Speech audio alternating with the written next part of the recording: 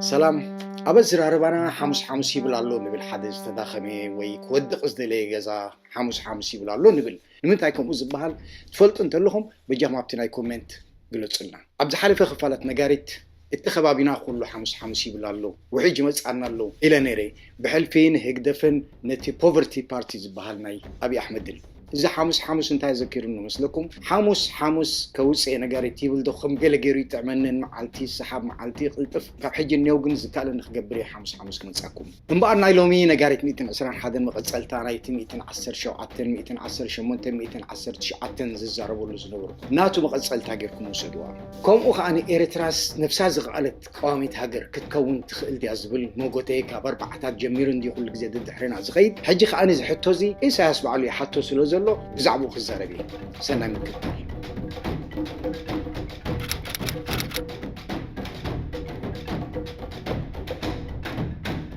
أبز حالة قنيات بزعبا وحجين زمسعنا زلو حدقاتات انكزارب مش جمركو قال سبات أي تقدسوا المكساب كنت زون عبنا جرجرهم أي كوتشروان خمسة عينة حدقاتات كمسعنا كله أقالوا خنبو تقدسنا نقحنان كن مكتو أدلاي مخانو كزخا خريدلي عبيت نجارات كركب كله بحرياوي بزح سبيت أراتري كال ترجمات كوي خيليو إذا حجي نسألون نازلو حدقة أبترتران مرمارن إزنتاي خون إزنتاي كمتسخ اللي كخمت أنو نلعلي كتسكمو كلها بحساب إيرترا خمسة خونزلو كنزنق قبلنا بقنعنان بتكاتن تتنكقنا خنحزو إلا بو تخنتات زي ترقاقي أيو أبينا يخون زعل بين فلطنا بوي خاني زيادة متنقع زدلينا أما عدو خينا إدنات أميرنا خنصبه زمزق أيو دقلنا كالوقت كأني بهاجرنا خشق قطعون كواقيون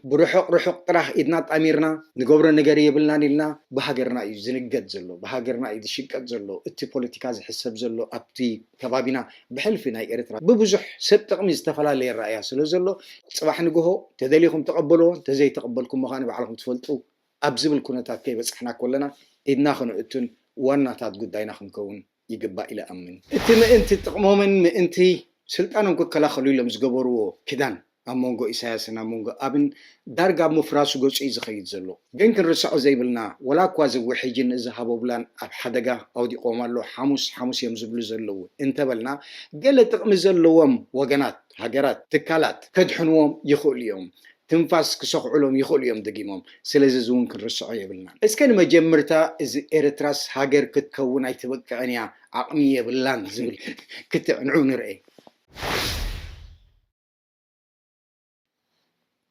حاميها حراميها زبها زرار بالو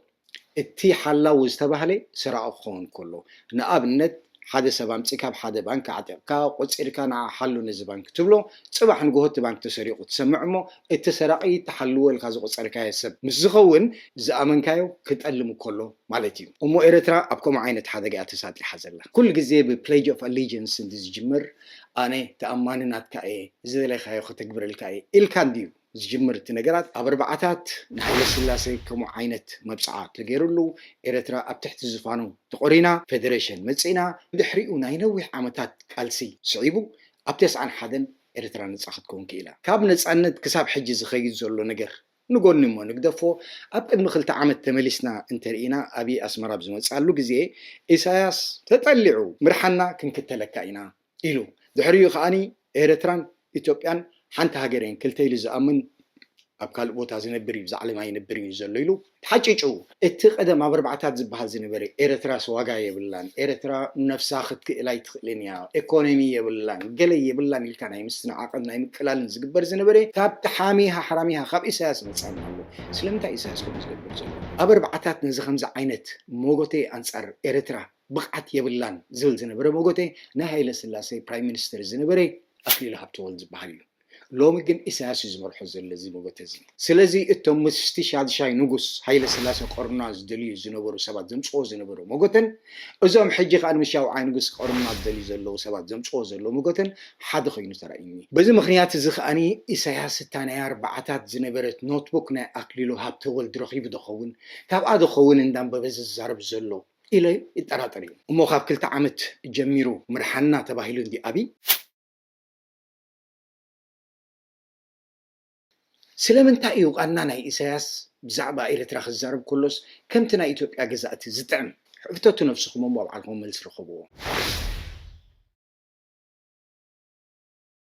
قدم 10 عامت باصع كم زنبرت كلاتنا نمسكرينا سلاز نبرت كذا إساياس مليونات كفيلو إيربورت تسريح باصع جن 10 عامت بيلو إذا إيربورت تسريح خابز ودا ناس إير تولني راح أنتي كمباني أب إيرترا حجي يلان فلايتس تقبر جميران باصع دحر ناس إيرجن زعلبت نفاريت يلان باصع جن إساياس حافرن دحر 10 شمنت عامت زبلنا إنه ከም ኣብነት ናይ ባፅዕ ኤርፖርት ክስራሕ ከሎ ተፈላለያ መወልቲ ባህላት ካላት ኣይድልየኩምን ዓቕምኩም ኣይኮነን ባህል ነይሩ ግን ትመዓልቦ ነፈርቲ ተሰሪዑ ኣይተጠቐምናሉን ኣብ ዝሓለፈ ዓመታት ክንብል ንኽእል ኢና ነዚ ድሕሪ ምስማዕና ኸነ ቅድሚ 2 ዓመት ወፂኡ ባፅዕ ኣላ ኢሉስ ባዕሉ መሊሱ የላን ዓሰብ ኣላ የላን ኤርትራውያን ኣለው የሉን ኣስመራ ኸላ የላን ኣብ ከምኡ ኢና ክንበፅሕ ድሕሪ ሕጂ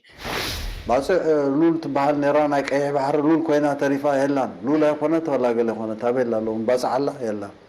ዓሰብ ኣላ የላን ድሕሪ ባፅዕ የላን ተባሂላ ፅባሕ ኣስመራ ዘይትኽተለሉ ምክንያት እንታይ ኣሎ ምክንያቱ መጀመርያ ምሽ ካፒታል ሲቲና ኤርትራ ባፅዕ እያ ነይራ ድሕሪ ኣስመራ ኮይና ስለዚ ባፅዕ ካብዘይ ሃለወት ንዓዓ ስዒባ ዋኒ ኣስመራ የላን ክንበሃል ኢና ኩሉ ከተማታትና የሎን ህዝብና የሎን መንእሰያትና የሎን ኣሎ ዝበሃል ነገር ኣይፍልጥን እሞ ሕጂስ ኢሳያስ ወደባት ዓድና የለዋን ይብላሉ ኣነ ኸ እንታይ ይረኣየኒ የማነ ገብረ ሚካኤል ኣብ ቀብሪ የንቀጥቀጥ ከም ዘሎ ወደባት ዓደ ይረኣየኒ ኣሎ ክብል ከሎ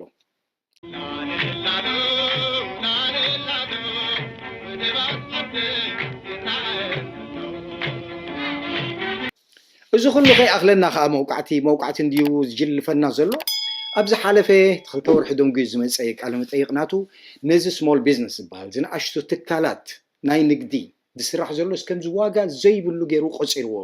ዓመት ተዓፅዩ ህዝብና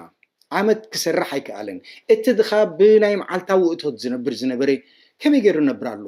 ክሳብ ሕጂ ኣነ ይፈልጥን ዝፈልጥ ሰብ ኣሎ ኢሳያስ እውን ዝፈልጥ ኣይመስለንን ምክንያቱ እንታይ ይብል ኢኮኖሚ ዝጉዳእ እኮ ኢኮኖሚ ምዝህሉ እዩ ኣብ ኤርትራ ኢኮኖሚ የለን ስለዚ ዝተጎድአ ኢኮኖሚ የለን ይደስምዕ ትዘረብኡ ንኣብነት ንውሰድ ሓንቲ ሰበይቲ እንዳስዋ ዘለዋ ወይ እንዳሜስ ዘለዋ ንበል እንተ ደኣ እቲ ሸቐጣ ተዓፅዩ እሞ ከዓነ ዓመት ዝኣክል ሰብ ዝኣትየሎ ዝወፅየሎ እቶት የብላን ከመይ ጌራ ትነብር ትብሉ እዛ ሰበይቲ እዚኣ ከምኣ ከዓኒ ኩሉ እቲ ብረሓፅ መዓልታዊ ናብራ ዝነብር ሰብ ከመይ ገይሩ እናብር ኣሎ እዚ ኢሳያስ ኣይዓጦን እዩ ተጨኒቐን 10 ሳንቲም 5 ሳንቲም ኣኪበን ዘዕበያ ኣንስቲ ኣለዋ ክንደይ ቤተሰብ ኣሎ ብከምኡ ኣብ ዝበፅሐ ኢሳያስ ፀቢቑ ፈልጥ እዩ ግን ከም ዘይፈልጦ ክኸውን ደልዩ ኣብ ናይ ኢሳያስ ኤርትራ ንእሽተይ ትካል ሸቃጣይ ነጋዳይ ብዓሙኻ ትሰርሕ ሰብ እንድሕር ኮንካ ዋጋ የብልካን ኢንሲግኒፊካንት ኣብቲ ኢኮኖሚ ናይቲ ዓዲ ሓንቲ ዝተዋፅኦ የብልካን እንተ ደኣ ኢንዳስትሪ ኣለካ ከዓኒ ኣየናይ ኢንዳስትሪ ኮይኑ እንዲ ዝብል ነቶም ሰብ ኢንዳስትሪ እውን ኣይገድፎምን እዩ ኩሎም ታሪኮም ንፈልጦ ኢና ከመይ ገይሩ ከም ዝውዳእ ዘሎ ዝኾነ ሰብ ዕብይ ዝበለ ትካል ገይሩ ክሰርሕ እንድሕር ጀሚሩ ወይ ክወርስዎ እዮም ወይ ከጥፍእዎ እዮም ምክንያቱ ነቲ ናቶም ሞኖፖሊ ስለ ዝወዳድር እዚ ኣብ 30 ዓመት እዚ ርኢና ኢና እሞ ብዛዕባ ኢኮኖሚ ክዛረብ ከሎስ ከም ዝፈላጥ ክመስል ደሊ ግን ፕሪሚቲቭ ብጣዕሚ ፕሪሚቲቭ መባእታዊ ናይ ኢኮኖሚ ፍልጠቱን እሱ እዩ ከኣበላሽዎ ዘሎ ኤርትራ በሉ ሕጂ እንዳ ችክሊስታ ንኺድ ናይ ንግድ ናይ ቁጠባዊ ንጥፈታት ፀገም የለን ኣብዚ ሃገር ዝተሃስየ ቁጠባዊ ንጥፈታት ኣሎ ኢልና ንዛረብ እንድሕር ኢልና ነጋንና ዘለና ምናልባት ድሓር ኣብተን ካልኦት ሕቶታት ክንመፁ ኢና ብምክንያት ኮቪድ-19 ክሰርሕ ዘይከኣለ ትካላት ኣሎ እንታይ ዓይነት ትካላት ችክሊስታ እናበልካ ትምስርት ባይስክል ሾፕ ብሽክሌታ ተካሪ ብሽክሌታ ትሸይጥ ብሽክሌታ ትዕሪ ብከምኡ ዝነብር ብዙሕ ኤርትራዊ እዩ ዘሎ ክንደይ ቤተሰብ ብከምኡ ዝዓበዩ እዮም እሞ ሕጂ እንዳ ችክሊስታ ተባሂሉ ዝነዓቕ ዘሎ ዋናታት እንዳ ችክሊስታ ኣብቲ ሚድል ክላስ እዮም ብናይ ኤርትራ ገምጋም እንድሕር ተራእዮም ኣብ ንኢሳያስ ግን ዋጋ የብሎምን የስተኻኸም ኣሎ እሞ ሕጂስ ናይ ኤርትራ ታሪክን ባህልን እንድሕር ርኢና ምስ ብሽክሌታ ብዙሕ ዝተኣሳሰረ እዩ ብሕልፊ ኣብቲ ከባቢ ዓበይቲ ከተማታት እዚ ኩሉ ክሰርሕ ዝኸይድ ሰራሕተኛ ካብ ከባቢ ብሽክሌታ እዩ ዝጥቀም ገዝኡ ክምለስ ከሎ ብብሽክሌታ እዩ ዝጥቀም ካብቲ ብኣውቶቡስን ብማኪናን ዝጓዓዝ ሰብ ብብሽክሌታ ዝጓዓዝ ይዓፃፅፎ ኢሳያስ ግን ከቃልሎ ጥራሕ እንዳ ብሽክሌታ ቼሲክሊስት ምንፃሩ ከዓኒ እቲ ናይ ዓለም ለኸ ናይ ብሽክሌታ ትካል ICU ኢንተርናሽናል ሳይክሊንግ ዩኒየን ንኤርትራ ከም ሓንቲ ዓባይ ናይ ብሽክሌታ ሃገር ገይሩ እዩ ዝቆፅራ ንኣብነት ኣብ ቀረባ ግዜ ዝተገብረ ራንኪንግ ደረጃታት ምደባ ዝነበረ ኤርትራ ኣብተን ቀዳሞት 5 ሃገር ካልአይቲ ድሕሪ ሩዋንዳ ንሞሮኮ ተሓልፋ ንኣልጄርያ ተሓልፋ ندبوب أفريقيا تحلفها بشحن 907 نتوي كلاي درجة تقصر أبتنا يقولك أي تقدم تخاني حمشت تمزلع على نتفتات اللو زبالو سلست خباتهم إريتراويان كلاي رابعي حمشاي إريتراويان كلت اللو أقولنا إزي مبزحتو إريتراو زخور علو مغنياتو تناي بسكليتا سبورتا بإريترا تاريخ زلون زبع بلني هاجراو سبورتي almost سلازي نعقو كمزي واقع زي بلو جيرو يقصرو بزربو سنتا إزمسل أي صلاحينا تشكليستا يكون إذا مثل نتولك أسب كتتبابعون كتصعرن كهبتمن تصقا خجبرن نعو خوينو نخبابي خوينو نهاجر خون أي تبابعون إساس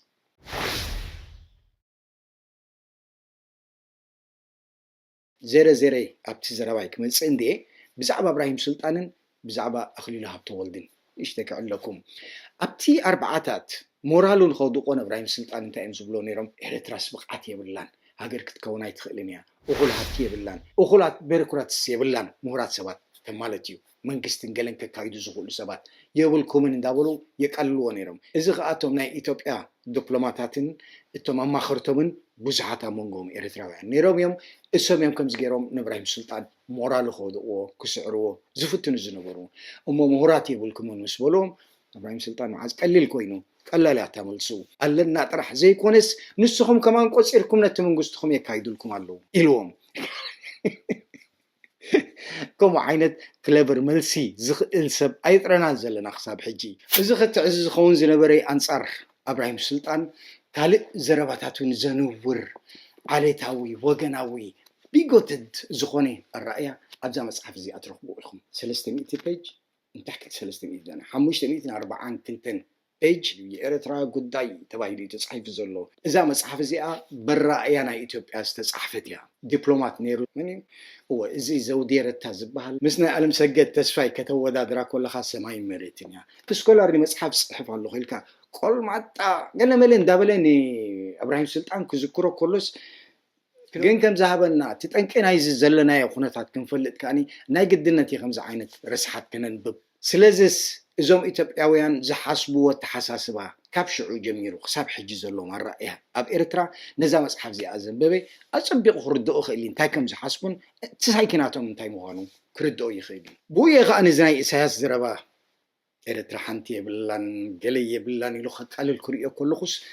እዛ መጽሓፍ እዚኣ ትዝከረኒ ኩሉ ዝብዚኣ ዘንበብኮስ ካብ ኢሳያስ ሪኦ ኣለኹ ብጣዕሚ ከዓ የሕዝነኒ ስለምንታይ ሰብኣይ ከም ዝገብር ዘሎ ይብል ግን ጠባዩ እዩ أمل مس مجنس كم سبحان انتهي كم زحسب زلو خاني قص نقص كوفي الناس اللي زي زاربنا يو عين فلتنينا حنقول انتهي كم زلو بوش انتهي كم زحسب زقوانو جن التنريو زلنا التزبلو أنا كاوينا خن مزنا نخيل كاوينا سايكيناتون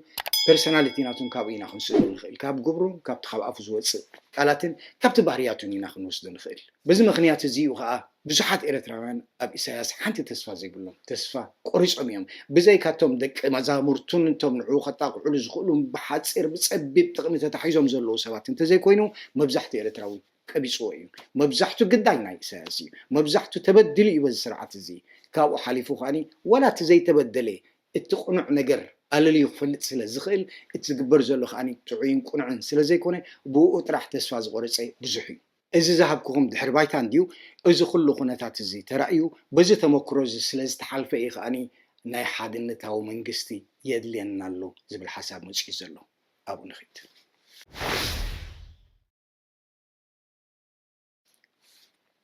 أبزيك زيزي بزحات زباويان علماويان تكالات think tanks بحالو دبلومات ناي intelligence سبات إذا أتوم كلهم ليتنا عالتن كم زنت جبرنا ده حيش إذا أخم زنت جبرنا ده حيش بايلك كله يما قتلوني كاتعلوني زرار ولوني زلوا بخوفنا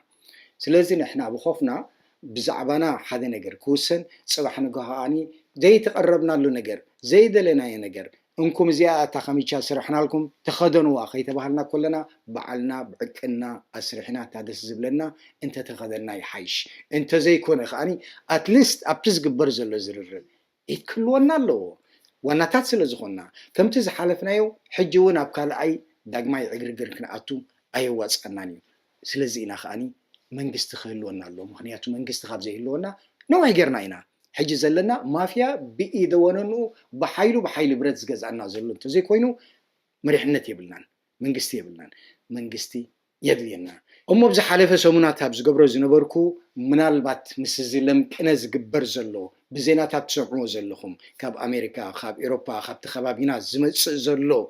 ምኹናንን ዝመፅእ ዘሎ ሓሳባትን ርኢኹም ምስቲ ዝብሎ ዝነበርኩ ክተተኣሳስርዎ ክኢልኩም ትኾኑ እዚ ከም ዝመፅእ ዘሎ ተራእይኒ ኻኒ ከጠንቅቕ ዝጀመርኩ እቶም ሰማዕተይ ገሊኦም ሓደገኛ ምዃኑ እቲ ነገር ተገንዚቦም ተገዲሶም ክሪእዎ ጀሚሮም ካልኦት ግን ክሳብ ሕጂ ዝተሰቑሮም ኣይመስለንን እዚ ዜናን ትንተናን ምትእታውን ዘረባታትን ዝተፈላለየ ሓሳባትን ዝጎርፍ ዘሎ ኣብቲ ቦታና ሱቂል ይኮነን ምኽንያት ኣለዎ ናይ ዝመላእ ዓሊ ከዓኒ እቲ ዝተኮሶ እንታይ እዩ እዚ ብብሄር ዝተደረኸ ብቋንቋ ዝተደረኸ ዝግበር ዘሎ ህልቂት ንሱ ክሳብ ክንምንታይ ሓደጋ ምዃኑ ስለ ትሪእዎ ዘለኹም ኩሉ ዓለም እውን ካልኣይ ሩዋንዳ ክድገሞ ስለ ዘይደሊ መሕፈሪ ንዘለኣለም ተሓፍረሉ ነገር ስለ ዝኾነ ሕጂ ቀልጢፍና ርዳእ ካብ ዝብል እቲ ካልእ ከዓኒ ምስኡ ክፍታሕ ስለ ዘለዎ ምክንያቱ በዚኣ ቁራፅ ዝተዕሪ በቲኣ ቁራፅ ዝተዕሪ 10 ዓመት 20 ዓመት እናመፃካ ክኸውን ስለ ዘሎስ ዘላቂ ዝኾነ ንኩሉ ግዜ ከገልግል ዝኽእል ስርዓት ክትከል ኣሎ ዝብል ዕግበት ዳርጋ በፂሑ ኣሎ ምክንያቱ ሎሚ ዝኾነ ብዓለም ዝርከብ ሽግር ብገለገለ ገይሩስ ይበፅሐካ እዩ ከምኡ ከዓ ከምዝና ዩኤን ትካላት ንኣብነት ሙሉእ ዓለም ብሓደ ኮይኑ ክሰርሓሉ ዘሎ ኣገባባት ኣሎ ዋላ እዚ ኣፍሪካን ዩኒየን ደኺሙ ዳ እምበር ከም ኣፍሪቃ እቲ ናይ ኣፍሪቃ ሽግራት ክርእዮ ዘለዎ ኣሎ ብሓንሳብ ኮይኑ እሞ ከምዚ ንዕዘቦ ዘለና ኣሜሪካ ምልክት ናይቲ ቴምፕሬቸር ኣበይ ከም ዝኸይድ ዘሎ እቲ ወገናቱ ኣበይ ገፁ ከም ዘወግን ዘሎ እንታይ ከም ዝግበር ዘሎ ዳርጋ ኣሜሪካ እንድሕር ተኸታቲልካ እቲ ካልእ ምስኡ ዘሎ ከዓኒ ኣለቓቂብካ ኣበይ ከም ዝኽየድ ዘሎ ክትፈልጦ ቀሊል እዩ ኣበይ ከም ዝኽየድ ዘሎ ከዓኒ ንሪኦ ኣለና እቲ ቀንዲ ውፅኢት ናይዚ ከዓ እንታይ እዩ ፒኤፍዲጄ ህግደፍን እቲ ፖቨርቲ ፓርቲን ኣብቂዑ እዩ ትስርሑ ኣብቂዑ እዩ ዝኣክል ጥፍኣትን ዝኣክል ፀገማትን ፈጢሩ ስለ ዘሎ ካብ ሕጂ ንኒኦ ዝድግፎ ሰብ ዘሎ ኮይኑ ኣይስምዓንን ብተኣምር ግን ከምቲ ዝበልኩኹም ምናልባት ገለ ሰባት ትንፋስ ሰኺዖም ከድሕንዎ ዝደልዩ ስለዘይሰኣኑ ክኸውን ይኽእል እዩ ግን ኣነ ብዝመስለኒ ዳርጋ እዚ ክዳን እዚ ቀቢፀየ ዳርጋ ተወዲኡ ይበሃላ እየ ምስኡ ተኣሳሲሩ ዝመፅእ ከዓ እንታይ ኣሎ እዚ ናይ ኤርትራ ስርዓት ድሕሪ ዝውሕጅ ንበሎ ዝመፅእ ስርዓት ኣብኡ ክዋሳእ ዓቕሚ የብሉን ምክንያቱ ብዘይ ውግእን ብዘይ ሽግርን ብዘይ ፅልእን ብዘይ ቅርሕንትን ብዘይ መሰል ዜጋ ምግሃስ ካብ ውግእ ናብ ውግእ ምንጣር ካብ ሽግር ናብ ሽግር ምንጣር ሰላም ከስፍን ኣይክእልን እዩ ዝብል ዕግበት ዳርጋ ኩሉ ተበፂሑ እዩ ስለዚ ዝባዕሎም ዝወልዕዎ ሽግር ከመይ ገይሮም ክዋፅዎ እዮም ወይ ከመይ ገይሮም ክዋፅዎ ኣይክእሉን እዮም ነናትና ግምት ክህልወና ክእል እዩ ግን ግምታት ክንገብር ከለና ብኩሉ ወገናት ኣፀቢዕና ክንሪኦ ኣለና ኣሜሪካ እንታይ ትገብር ኤውሮፓ እንታይ ይገብራ ኩለን ሃገራት ናይ ጥቕሚ ዘለወን ከባቢና ዘለዋ ሃገራት እንታይ ገብራ ስዑድያ እንታይ ትገብር ኢማራት እንታይ ትገብር ጅቡቲ እንታይ ትገብር የመን እንታይ ትገብር ኢጅፕት እንታይ ትገብር ሱዳን እንታይ ትገብር ናይ ዝኩሉ ኣፀቢዕና ክንሪኦ ኣለና እዚ ጥቕምታት እዚ ክዋቃዕ ከሎ ውዒሉ ሓዲሩ ኣብኡ ገፅና ኢና ንኸይድ ዘለና ስለዚ እቲ መዕለቢ ክውሰን እንከሎ ምስቲ ወሳኒ ኣካል ንሕና ክንህሉ ኣለና ዝብል እምነት ስለ ዘለና ብኡ እዩ ሓድነታዊ መንግስቲ ዘድልየና እዚ ሓድነታዊ መንግስቲ ናይ ምቋም ስራሕ ቀሊል ስራሕ ኣይኮነን ከቢድ ስራሕ እዩ ናይ ኩሉ ኤርትራዊ ኢድ ከድሊ እዩ ናይ ኩሉ ኤርትራዊ ስራሕ ከድሊ እዩ ናይ ኩሉ ሓገዝ ከድሊ እዩ ምክንያቱ እዚ ናይ መንግስቲ ምቋም ናይ ፖለቲካውያን ምድባት ስራሕ እዩ ንበይነ ንሰን ሓንቲ ክገብራ ይክእላን እየን ዓቕሚ የብለንን እቲ መንግስቲ ከቁማ ይኽእላ እየን ከም ፖለቲካል መራሕቲ ኮይነን ኣብቲ ታተኸብላና ይኽእላ እየን ግን ድሕሪኡ ክኸውን ዘለዎ ምስኡ ተተሓሒዙ እቲ መንግስቲ ምስ ቆሙ ማለት እዩ ቴክኖክራትስ ከድልዩ እዮም ፕሮፌሽናልስ ክኢላታት ከድልዩ እዮም ዓቕሚ ዘለዎም ሰባት ከድልዩ እዮም ቁሩባት ዝኾኑ ወፍያት ዝኾኑ ኣነ ክሰርሐ ፓርታይም ዘይኮነስ ሙሉእ ግዜ ኣብዚ ነገር እዚ ክሰርሐ ዝብሉ ሰባት ከድልዩ እዮም እቲ ቅርፃ ናይ መንግስትን እቲ ትካላቱን ክመልኡ ዘለዎም ብዙሓት ሰባት ኣለዎም እዚኦም ከዓኒ ኣብ ፖለቲካል ውድባት ጥራሕ ዝግደፍ ነገር ኣይኮነን እተን ሙቭመንትስ ኢና ምንቅስቃሳት ኢና ፕሬዠር ግሩፕ ኢና ዝብላ ዘለዋ ከምዚ ክኸውን ኣለዎ ኢለን ከምዚ መስለን ከኣሳተን ሓበሬታ ክባን ፀቕጢ ክገብራ ናብ ዘድሊ ናይ ግድነት ስለ ዝኾነ ብዘይበአን ዝስራሕ የለን ስለዚ ፖለቲካል ውድባት መንግስቲ ገብራ ክበሃል ከሎ ናይ ፖለቲካዊ ውድባት ስራሕ ስለ ዝኾነ ጥራሕ እዩ ተንተለልየን ዘለዋ ውሱናት እየን እቲ ካልእ ከዓኒ ኣነ ፖለቲካዊ ውድብ እየ ዝብል እንተሎ ከዓኒ ምስተን ዘለዋ ውድባት እዩ ልፍንቲ ክገብር ዘሎ ምስኣተን ሓድነት ክገብር ዘሎ ወይ ተሰማሚዑ ዝኾነ መገድስ ኣብ ትሕቲ እቲ ሓደ ፅላል ክሰርሓ ክኽእል ኣለዎን እንተዘይኮነ 40-50 ውድብ ጌርካ ሃገር ሒዝካ እውን ወዮ እዩ ኣይሽንኳይ ዶ ኣብ ደገ ከፊልካ ስለዚ እዚ ኩሉ ተገንዚብና ካብ ጥቕሚ ነፍስና ውፅኢና ብጥቕሚ ሃገር ክንርእዮ ኣገዳሲ ኮይኑ ስለዝስምዓኒ ነዚ ዕማም እዚ ሒዘን ዘለዋ ፖለቲካዊ ውድባት ምስኣተን ምትሕብባር ምስኣተን ምትሕግጋዝ ምስኣተን ልዝብ ምግባር ምሕባር ልፍንቲ ምግባር ዝኾነ ዘሰማምዓካ ነገር ክትበፅሕ እቲ ናይ ልዝብ ደረጃ ክብል ምእንቲ ፀቢቡ ከዓኒ ኣፀቢቑ ክፀፍፍ ምእንቲ እዘን ፖለቲካዊ ውድባት ክርዳእ ኣለወን ኩሉ ኣብ ሓደ ምርድዳእ በፂሑ እዚ መንግስቲ ብዝቐልጠፈ ክነቆሞ እንተንኽእል ፅቡቕ ነይሩ ይብል ኣነ ስለዚ ነፍሲ ወከፍ እንታ ክገብራ ዝኽእል ይግበር ግን ብቐንዱ ምስተን ፖለቲካውያን ውድባት ምስኣተን ፅዑቕ ርክክብ ከድሊ ካብ ኩሉ ዝግደስ ሰብ ምስኣተን ክራኸብ ክኽእል ኣለዎ ንሰን እውን ክጅምራ ኣለወን ባዕለን ብክልተ መገዲ ስለ ዝኾነ ከምዚ ይረኣየኒ ኣብ መጨረሻ ከዓኒ እዚ መባህረሪ ዝኾነ 30 ዓመት ከይደቀስና ንሓልሞ ዝነበርና መባህረሪ ሕልሚ ዳርጋ ምውድኡ በፂሑ ይመስለኒ ግን መዓዝ ውዳእ ቅልጣፊኡ ኣብ ኢድና እዩ ዘሎ እንተቐልጢፍና ክነቐልጥፎ ኢና እንተ ደንጊና ክነደንግዮ ኢና ስለዚ እቲ ዝመፅእ ዘሎ ለውጢ ተቐሪብና ክንፀንሓሉን ክንፅበዮን ይግባእ ፅዑቕ ስራሕ ይፅበየና ኣሎ ትግሃትን ንቕሓትን ተኣማንነትን ተወፋይነትን ሓቅን ዘድልዮ ስራሕ ይፅበየና ኣሎ ኣብ ቀረባ ከዓኒ ኤርትራውያን እፎ ኢሎም ዘተንፍስሉ ግዜ ኣይክርሕቅን እዩ ተማሒርኩም ኣለኹም